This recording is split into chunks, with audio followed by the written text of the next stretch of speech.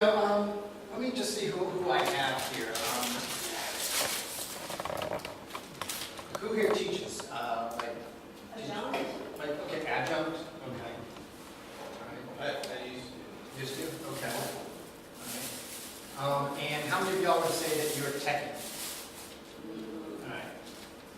Well, everything we're going to share today is you don't have to be. Because people think I'm techie, and I would say that I'm just kind of moderate, because I don't think it takes a rocket scientist to figure out what it is that I do. Because of all the things out there that make this so easy. Little history here. Prior to coming to A&M Corpus Christi, I was a professor, an assistant and associate professor at Texas A&M Commerce. And A&M Commerce is probably about 5 years ahead from where A&M Corpus Christi is with online. They started really pushing online in 2004. And so this was all brand new. And they were trying to encourage faculty to take courses and put them online. And, you know, what do faculty do? Faculty go, you want me to give you my stuff? Right? And I'll tell you, it's gotten bad. There was one of my colleagues used to send his PowerPoints to students. So students would have access to his PowerPoints. And lo and behold, he found out one day that another professor at another university was using his PowerPoints. You know, so yeah, that's not a good thing. And so, you know, I put a lot of work into my material, and I'm very particular about my material being my material. And you know, I don't mind the university using it, but I want to continue to use it too wherever I go. And I found limitations with Blackboard and eCollege because I went through hours and hours of creating materials for the university, and I thought, you know, I'm probably not at the mountain I'm going to die on. You know, A&M Commerce was a great place to start my career. I'm probably not going to die here. All right? And if I'm not going to die here, I want to be able to take everything I've done and bring it with me. All right? So that was one thing. I wanted ownership of my stuff. All right? And so rather than be able to post materials in Blackboard, I posted links to Blackboard from my website. So you want to go and you want to look at PowerPoint slides. Well, I post the PDF of those PowerPoint slides, hence you can't change them. My name is on them. And so the link in Blackboard is a hyperlink to my website, and my website has my stuff. There's a few exceptions to that I'll show you. The other thing I'll tell you is that when I was looking at online learning in 2004, I found a lot of the courses that were being taught online to be extremely boring. They were reading intensive. And reading's good, reading's important, but there's so much more to the learning experience. And we had all this technology erupting with being able to insert audio. And before you had to use stuff like Breeze, you know, to be able to insert audio into a PowerPoint and then be able to show the PowerPoint. That's not the case anymore. For example, you know, you want to know about, you know, I teach statistics, research methods and statistics, you know. So you want to know about understanding, say, z-scores. You go to my website, you click on understanding z-scores. It's going to take a minute to download, and I'll show you what happens now. It's going to be a PowerPoint that's going to come up. There we go. And the PowerPoint comes up, and these days, the student just clicks on play.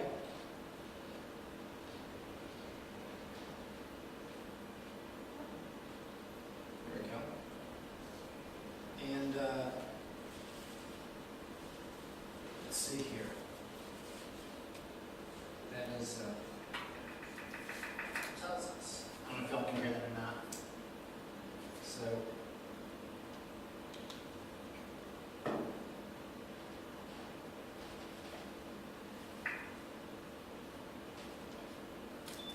In this brief presentation, we're going to discuss how Z-scores can be used to put in perspective what raw score our instrument actually tells us. So, anytime they go to the slide, they hear my voice now. So it becomes, it becomes a very simple process of, gee, how do I do that? I go to Insert, Audio, record audio, and lo and behold, I'm recording audio on my PowerPoint now. And now I can send my PowerPoints to whomever, I can post them wherever, and they can hear my voice. So hopefully it takes it just moves the learning experience a little bit farther down the road now. But the nice thing is I maintain my stuff. I can change it, I have control over it, and I like that aspect of it. Recently I changed servers, by the way. So I installed a web counter on my website, and it says 500. Add about 22,000 to that. I recently got an award for teaching based on how I've integrated technology, and it was based on everything that I wanted students to be doing in research methods and statistics. I wanted to be able to provide resources and make it simpler. So here's the next problem I had. Number one is I wanted to be able to adapt to online learning and post materials on my website. The other problem I had is I wanted to make better use of my time while teaching. Any of y'all familiar with SPSS? Okay. Have any of y'all ever taught Microsoft Word or Excel in a class? So what happens? You sit down in a class, you have to reserve the computer lab. You bring the students to the computer lab. The students get in front of the computer. The computers freeze. The computers don't load. Computers move at different speeds. All right? And you are forced to teach at the lowest common denominator. The student who's having the most technology issues in your class, that's the pace you're teaching at. And what are you teaching? You're teaching people how to point and click, which in and of itself is extremely frustrating. So here's what I did. I posted all my stats notes online. Turned them into a PDF file.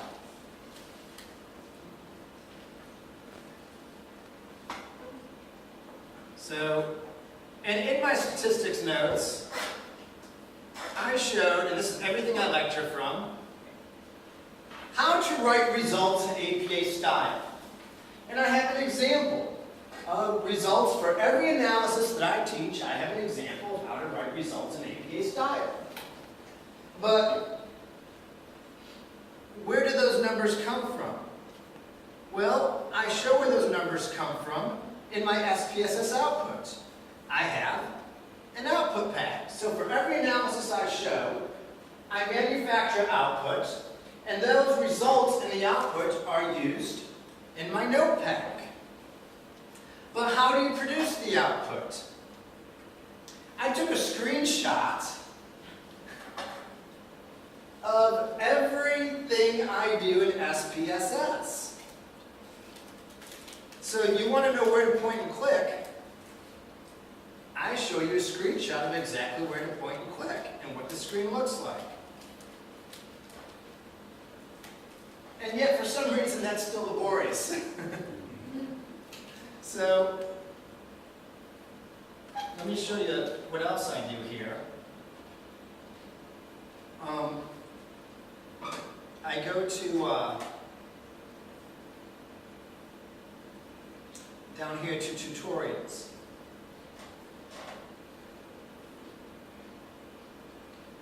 How to run a one-way ANOVA. And I use a program called Adobe Captivate. This university has it. It only works with PCs. I'll show you the Mac version in a second. In this data set, we're going to analyze 600 high school students on their math scores based on ethnic differences. Since I'm not going to have equal sample sizes across my ethnic groups, I need to analyze my model assumptions. I do this by first looking at the probability assumption. I'm going to analyze descriptive statistics and then explore. Now I'm ready to plug in my variables. Race will go You get the idea. All right. That's done through Adobe Captivate. It's a screen capture program this university has, and you can get it installed on your PC. If you're Mac, there's a program called Jing. Jing is free. I've installed it on mine. The only limitation of Jing is it's the same thing that Captivate does. The only problem with Jing is it limits your videos to 5 minutes. So if you're going to show a tutorial, you'd have to show the tutorial in parts, or you have to upgrade to the non-free version called Snagit, which costs about $50. But period, you own the program. And then you can do all the screen capture stuff you want. So now what have I done? I've said, you know what, students? We're not going to go to the computer lab. I'm not going to be frustrated anymore by your computers freezing. Here's what I've done. You've got a textbook that's got a picture of every screen in it. You've got my notepad that explains it in even more detail with no steps skipped. You've got a tutorial that shows it in real time how to do it. So I'm not going to show you how to point and click. We're going to focus on theory, computation, and interpretation. All right? And so now, my 16-week semester has just changed. And it's changed dramatically. Number one, by having my notes on a website, I no longer have students walking out of class going, you know, it made sense when I was in there. They can now get on my website, see the lecture, see how to do it, and they're on cruise control now. The second thing is I've provided a lot of mediums here. They're not just reading, they're watching. Right? And the first question I ask when a student comes to my office is, have you looked at my website? And when a student says no, let me save you some time. All right? And it's not because I don't want to see students, but my theory is that when I'm training doctoral students, the one thing I want doctoral students to do is to learn how to find answers to their own questions. So it's not that I discourage them coming to my office. I love students coming to my office. I love talking to students. But I do want them to be able to say, how do I figure this out? You know, and be able to use the resources. Something that happened a week ago. I'm writing a textbook on assessment. And there's a table. It's called a Z table. And the Z table shows the percentiles underneath the normal curve. And I found many Z tables on the internet, Googled them, pasted one into my chapter, and that was the one I was going to use. And of course, Pearson says, you can't do that. There's a copyright issue here. This is copyright infringement. We're going to have to get permission from Wiley, and that's going to take a long time, and you're going to have to delay production of your book. And then another person emailed me and says, well, I looked at the Wisdom text, and the Wisdom looks like that they just created their own z-table. Could you do that? And I'm thinking to myself,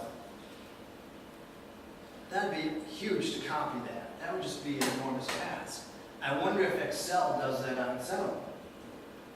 So I Googled how to create a z-table in Excel. And lo and behold, I get these YouTube videos. How to create a z-table in Excel. Next thing I know, I'm emailing them, Puritan, I'm saying, I literally said, I'm a freaking computer statistical genius. I've just created my own z-table. So, but I'm really not. Alright? All I did was just follow the instructions on YouTube. And the point I bring up is, anything you want to do, you can figure it out. Now, that's the rationale of why I put all this stuff on the web. How do I actually get it on the web? I use a program that's called a WYSIWYG.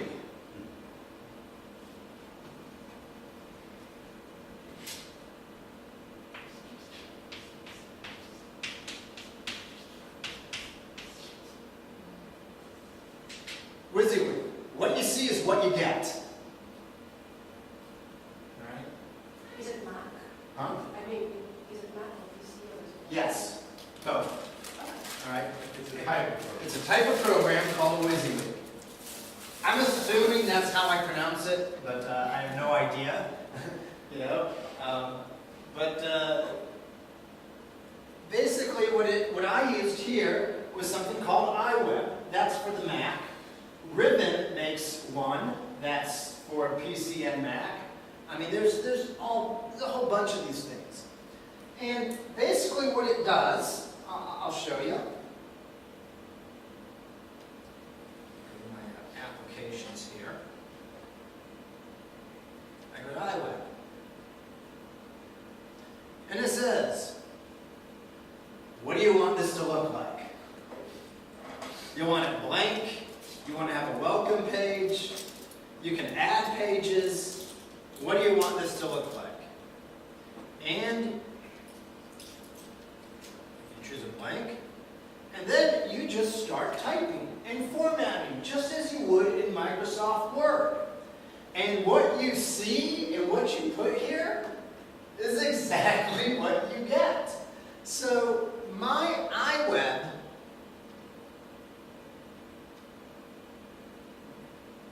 program looks exactly like this,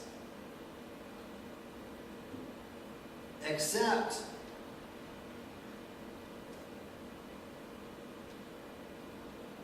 when I type in something,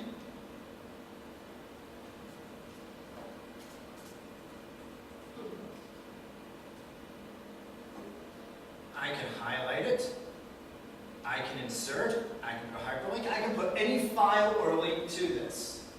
So what I do with Jing and Adobe Captivate, I created flash files that I saved in my hard drive. And then it says, what do you want to do? Do you want to link a web page, an email message, a file? The file can be a PDF, a document, a PowerPoint, whatever it is, you link it, and that's what the student is going to click that. And as soon as they click it on the website, that's what they get. If you link it to a PDF, they download the PDF and get the PDF. If you link it to a PowerPoint, a flash file, next thing you know, that's what they're getting.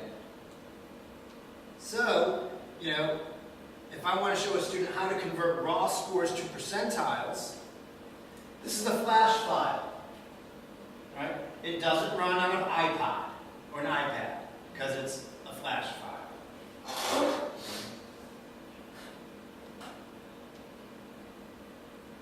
The purpose of this tutorial is to take a z-score and convert it into a percentile so that it can be useful in making comparisons. And so this is just what it is with Jing. That maybe I developed, we'll just say it measures anger control. And it has a mean of 82. So it takes them through that whole process. So again, the key is find tools that help you do what you want to do. And You know, how much is this costing me? Jing is free. All right. If I wanted to create longer videos, I would, but I think a 5-minute tutorial is enough. The other thing, iWeb used to come with iLife. I don't even think Mac makes iWeb anymore. You'd probably have to pay $50 to $60 to get your own web program now, your own WYSIWYG. And then there's the actual website. I use a server called Little Oak. I pay $99 a year for it. I could have used GoDaddy for $13 a year. Why did I go with Little Oak? Well, I called up Little Oak and I said, you guys do the same thing as GoDaddy. Why should I use you? And they said, and the guy goes, see how you're talking to me on the phone right now? It's a good point. So when you spend, when you spend $99 a year on this, then you have customer support for any problems you might have. I don't have to know HTML code. I don't have to know HTML code. All I have to know is how to center, insert, all those functions that you do in Microsoft Word and Excel. Those are the only functions I use. Another kind of neat thing that I can do with my website is, I've shown you kind of the academic side of it, but you know, when you're teaching online, and I've taught courses totally online now, you want to give students a chance to know you, because part of the problem is I tell students when I teach online, I'm aware of you as a person. You know, on one hand, I'm amazed at what students disclose online. On the other hand, I'm amazed how students act. You know, students aren't intimidated to ask questions. That's a good thing, but they're not intimidated to say what they think either, and that kind of can be a little off-putting. And so, one thing I want to do is I want students to be able to get to know me a little bit. So, you know, I've been doing Taekwondo for 35 years, so I don't have a video of me doing it. I suppose I could insert one. And I want students to think I have a sense of humor.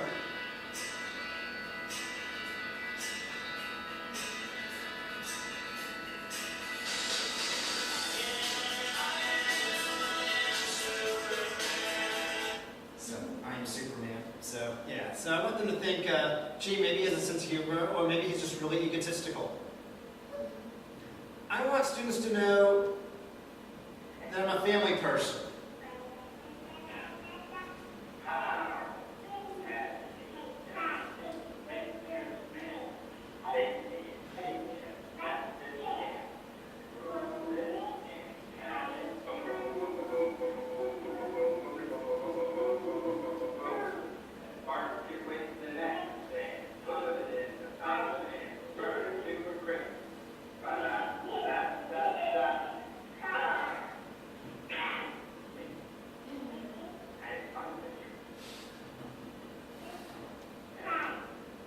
So, I want them to see my kids do funny things.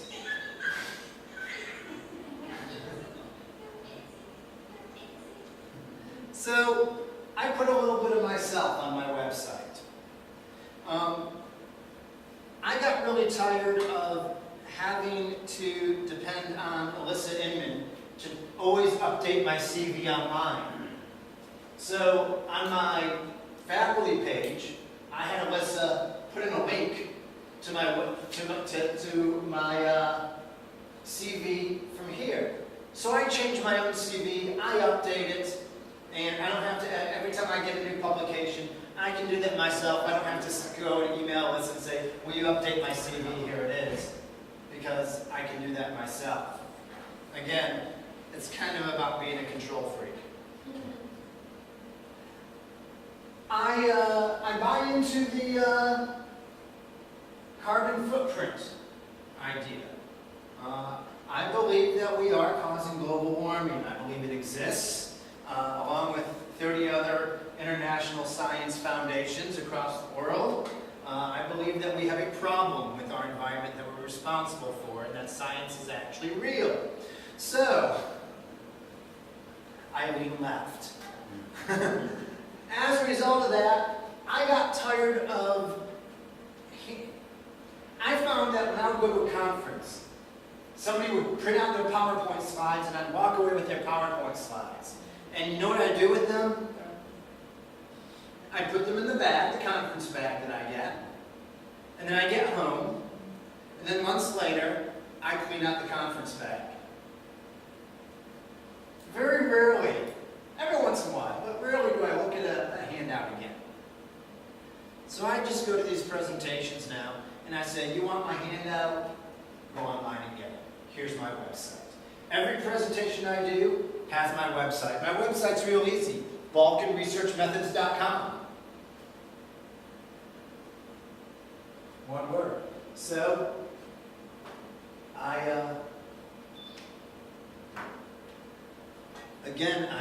just simply insert a PDF, and people who want the handout can go and get the handout. Most folks these days, they bring their smartphones and their iPads to conferences anyway. They're already linked up. They can just download my handout right there.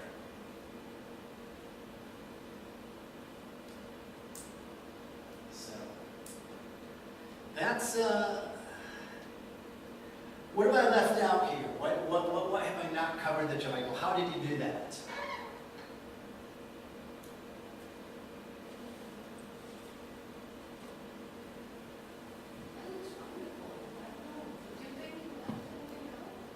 I don't think I've left anything out, but I think I went through it real fast.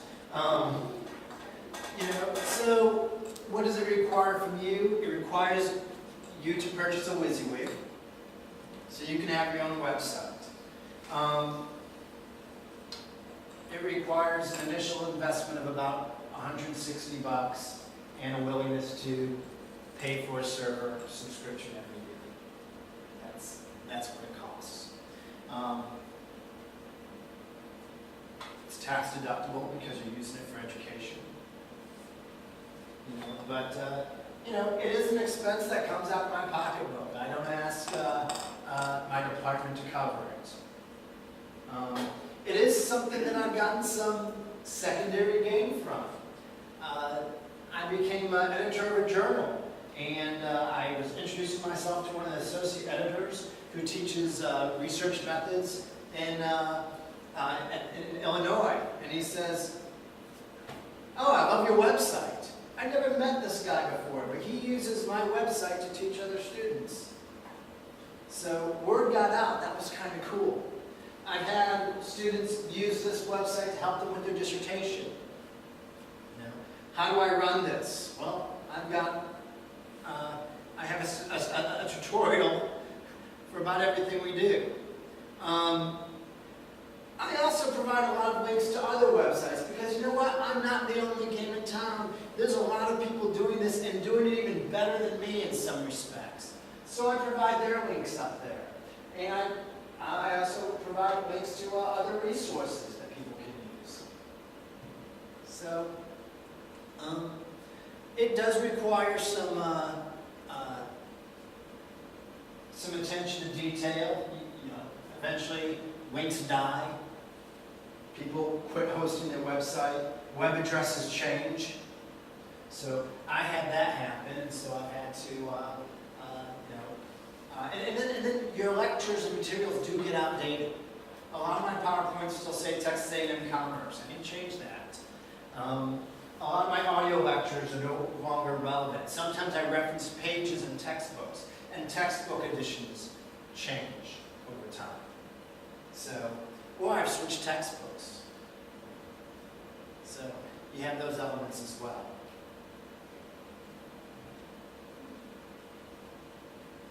But, coming from a control freak, I do like the fact that I keep my own materials. And I'm less dependent upon when Blackboard is down, students still access my materials because I'm on a separate server, on my own server. So, you know, one of the things I told my department is, you know, thank goodness they moved the location of the server to a remote location, because up until this semester, when Blackboard was on the same location, if we got hit, Blackboard was down anyway. Now Blackboard is in a remote location, so we're good. But you know, there'll be I have a lot of different ways that I can